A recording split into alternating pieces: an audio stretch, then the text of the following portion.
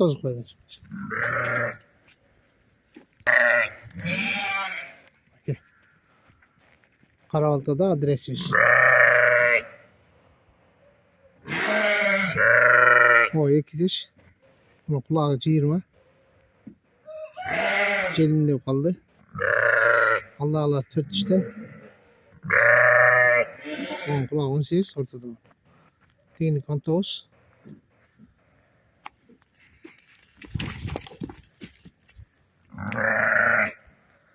Şurada koyuyorlar.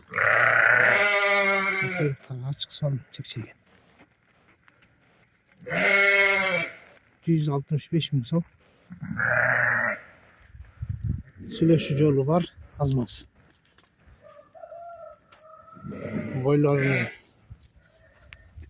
85 geçen koyular var.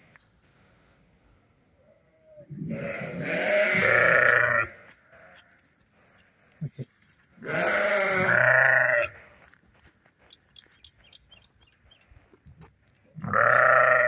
Stavkalar uyuşturup veriyoruz. Ne boyayacak?